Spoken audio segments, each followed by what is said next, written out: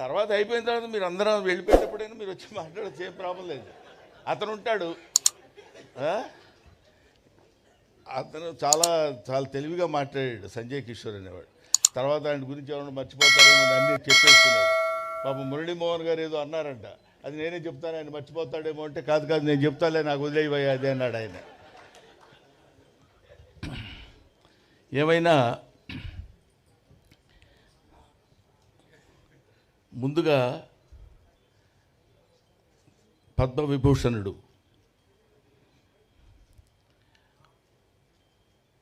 చిరంజీవి గారు ఈ కార్యక్రమానికి రథసారథి ఆయన వచ్చి వెళ్ళిపోవడం అనేది సభలో జరిగేటువంటి అతి సహజమైన విషయం. ఆయన వెన్నెముకగా ఉండి మాబోటి వాళ్ళకి ఫోన్లు చేసి ఈ కార్యక్రమానికి మీరు రావాలని చెప్పడం అనేది, సావిత్రి గారు చచ్చిపోయారని ఎవరండి అనేది, ఇంతకంటే సావిత్రి గారు బతుకున్నారని చెప్పడానికి వేరే ఉదాహరణ కావాలా? ఆ సావిత్రి గారు, ఎందుకంటే సావిత్రి గారి సినిమాల గురించి అందరూ చెప్పగలరు. సావిత్రి గారిని ఒక ఫిలసాఫికల్ లైన్లో తీసుకెళ్లాలనే అభిప్రాయం నాకు కలిగింది. సావిత్రి గారు ఎంతమంది కళాకారులు ఉన్నారు? సావిత్రి గారి కూతురు చాముండేశ్వరి గారు, చిరంజీవి గారి భార్య సురేఖ గారు, వీళ్ళిద్దరూ స్నేహితులవ్వటం ఏమిటి? ఈ పుస్తకాన్ని రచించినటువంటి సంజయ్ కిషోర్ ఈ పుస్తక ఆవిష్కరణ చేయాలనేటువంటి ఆలోచన కలిగినప్పుడు ఆవిడ ఎవరి దగ్గరికైనా వెళ్ళి అడిగితే ఎవరైనా చేయొచ్చు, చిరంజీవి గారి దగ్గరికే వెళ్ళాలని ఎందుకు అనుకున్నారో మనకి తెలియదు. వెళ్ళినప్పుడు నేను చాలా కొంచెం హెక్టిక్గా ఉందండి అనేటువంటి ఆలోచన లేకుండా వెంటనే ఎస్ అని ఎందుకు చెప్పాలి అనుకున్నారు? వీటన్నిటికీ వెనకాలుండి నడిపించినటువంటి ఒక అదృశ్య శక్తి, అదే సావిత్రమ్మ ఆత్మ. ఆవిడ నడిపించుకుంది, ఆవిడ చేయించుకుంది ఈ ఫంక్షన్. ఆవిడ దగ్గరుండి, నాన్న చిరంజీవి నేను చనిపోయాను అంటున్నారు అందరూ, కాదు నేను బతికే ఉండాలి, బతికే ఉన్నాను అన్న విషయం నువ్వు చెప్తే అందరూ నమ్ముతారు.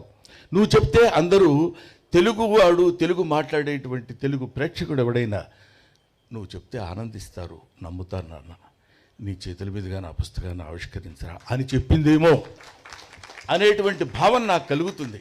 లేకపోతే ఇది అతి సాధారణంగా ఇందాక చాముండేశ్వరమ్మ చెప్పినట్టు, ఇందాక ఆవిడ ఏదో మీ చేతుల మీదుగా జరిగితే చాలు, మీ ఇంట్లోనే ఈ పుస్తక ఆవిష్కరణ ఇలా జరిగితే బాగుండంటే, చిరంజీవి గారు అంటే ఆయన గురించి ఇప్పుడు సభలో చెప్పాల్సింది సావిత్రి గారి గురించి అయినా, సావిత్రి గారి పెద్ద కొడుకులాగా ఆయన గురించి చెప్పాల్సిన విషయం నాకు ఏర్పడింది. ఇప్పుడు ఏదో ఒక మామూలుగా అయితే మా ఇంట్లో జరుగుతుందిలేంటి చేసేద్దాం అనేటువంటిది కాకుండా, సావిత్రి అంటే యునీక్.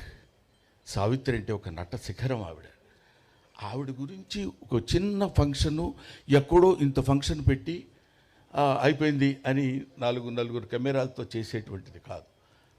సావిత్రి ఫంక్షన్ అంటే సావిత్రి ఫంక్షన్ లాగే ఉండాలి అంతా. ఎందుకంటే ఆవిడ ఎడం చేత్తో ఎంతమందికి ఎన్ని దానాలు చేశారో, ఎంతమందిని ఆవిడ అంటే నటనాపరంగా తీసి పక్కన పెడదామండి, దాని తర్వాత మాట్లాడుకుందాం. అటువంటి మహనీయురాలైనటువంటి ఆ మహానటి సావిత్రి గురించి ఆయన పెద్ద మనసు చేసుకుని ఇంతమందిని ఆహ్వానించి, ఆయన పిలిస్తే రాకుండా ఎవరు ఉంటారండి? బ్రహ్మానందం కూడా 11 గంటల వరకు ఉంటాడు, అదొక చరిత్ర. కాబట్టి అటువంటి మహనీయుడు తలపెట్టినటువంటి ఈ కార్యక్రమం ఎవరు చేశారు ఇది ఇంకెవడయ్యేవాడు? ఆ సావిత్రమ్మే చేసుకుని ఉంటుందని నేను మనస్ఫూర్తిగా నమ్ముతున్నానమ్మా. అది అందువల్ల ఆ కార్యక్రమాన్ని ఆయన నో అనలేడు. ఇంత అద్భుతంగా ఇంతమంది కలిసి ఇక్కడ చేయగలుగుతున్నారంటే ఆ సావిత్రి యొక్క గొప్పతనం. ఇక్కడ బ్రహ్మానందం నువ్వు చాలా బాగా యాక్ట్ చేసావు, ఇన్ని సినిమాలు చేసావు, నువ్వు ఇంత నటుడివి, ఎంత నటుడివి అని అన్నప్పుడు ఎప్పుడన్నా ఒకసారి నిజమైన మళ్ళీ లేకపోతే మళ్ళీ ఎందుకంటారు ఇలాగా, చాలా గొప్పవాడేమో నేనని ఫీల్ అవుతున్నప్పుడు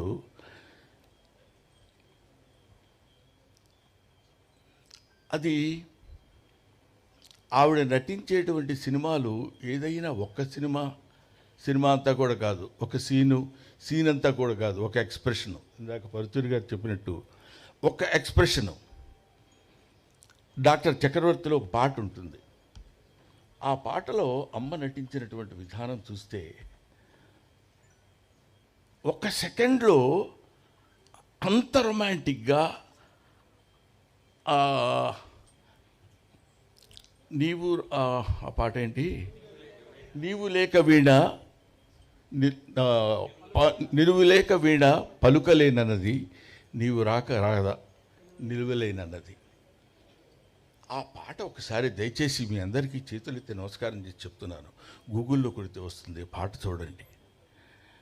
ఇప్పుడు మేము మహానటులం, మేము చాలా గొప్పవాళ్ళమని బోర్డులు పెట్టుకునే వాళ్ళందరూ ఆ పాట ఒక్కసారి చూస్తే కనువిప్పు కలిగి వాళ్ళల్లో ఉన్నటువంటి నట అహంభావం మొత్తం దద్దలిపోయి పగిలిపోయి ముక్కలైపోయి ఆ తల్లికి చేతులెత్తి నమస్కరించాలనిపిస్తుంది. అది ఆవిడే ఎంతటి గొప్ప నటి అని చెప్పడానికి, అయ్యో ఆవిడ చూడలేకపోయామన్న బాధ కంటే ఇలా చూస్తున్నప్పుడు ఇలా చేయాలా, ఇలా చేస్తే ఇది కదా నటన, ఇది కదా యాక్టింగ్ అని చెప్పినప్పుడు నేను కొంచెం తెలుగు చదువుకున్నవాడు కాబట్టి తెలుగు మాస్టర్గా ఒక విషయం చెప్పాలి. బమ్మెర పోతన అంటాడు, అంబ నవాంబుజోజ్వల కరాంబుజ శారదచంద్ర చంద్రికాగడంబర చారుమూర్తి ప్రకటస్ఫుట భూషణ రతన దీపికా చుంబిత దిగ్విభాగ శృతి సూక్త వివిక్త నిజ ప్రభావ భవాంబర వీధి విస్తృత విహారిణి నన్ను కృపదూడు భారతి అని కోరుకుంటాడు. ఎవరు? బమ్మెర పోతన సరస్వతీదేవిని.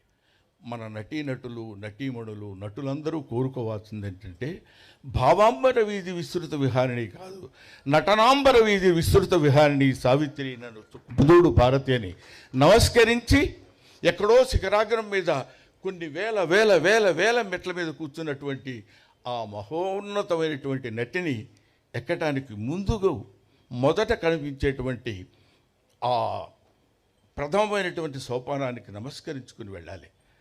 అది ఆవిడ సావిత్రి గారు ఎంత గొప్ప నటి అని చెప్పడానికి ప్రతి వాళ్ళు మనం ఎన్ని చెప్పినా ఒక్కొక్క చూపు. పాండవ వనవాసంలో దిక్ బానిసల కింద అహంభావమా దుశ్శాసన తోడ్కొని రమ్మా బంధకిని అని ఎస్వి రంగారావు గారు గద్దించి అడిగినప్పుడు మిక్కిలినేని రాధాకృష్ణమూర్తి గారు తీసుకొచ్చేసి ఆవిడ అక్కడ నిండు సభలో పడుకోబెట్టినప్పుడు ఆ తర్వాత ఎంతమంది ద్రౌపదిలకు వేశారో తెలియదు కానండి, కృపాచార్యుడిని ఎలా చూడాలో అలా చూస్తుంది, ద్రోణాచార్యుడిని ఎలా చూడాలో అలా చూస్తుంది, దుర్యోధనుడిని ఎలా చూడాలో అలా చూస్తుంది, దుశ్శాసనుడిని ఎలా చూడాలో అలా చూస్తుంది, కృపాచార్యుడిని ఎలా చూడాలో అలా ఒక్కొక్క చూపులో ఒక్కొక్క వైవిధ్యాన్ని కనపడేటట్టు చూసి ఈవిడేనా ద్రౌపది, నిజంగా ద్రౌపది ఈవిడేనేమో అనే భావన కలిగించేటువంటి శక్తి సత్తా ఉన్నటువంటి మహానటి. ఆవిడ గురించి మాట్లాడుకోవటానికి ఇంతకంటే ఇంకేం కావాలి? ఆవిడ గురించి మాట్లాడుకునేటువంటి అవకాశం మనకు కలగడం, ఆవిడ గురించి మాట్లాడి తరించేటువంటి భాగ్యాన్ని నాకు కలుగజేసిన చిరంజీవి గారికి నా హృదయపూర్వకమైన నమస్కారాలు తెలియజేస్తున్నాను.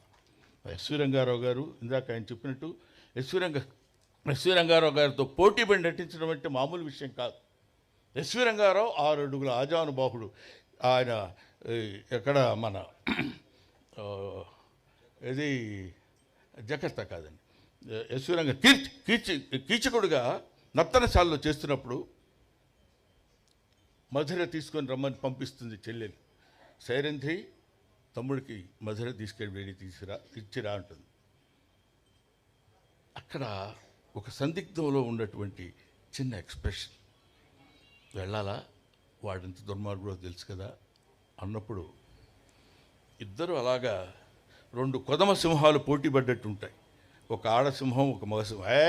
ఏయ్ చెయ్యి నువ్వు ఎంత చేస్తావు, నేను చూడు ఎంత చేస్తాను అని 2 పోటీ పడి నటించినట్టు అనిపిస్తుంది.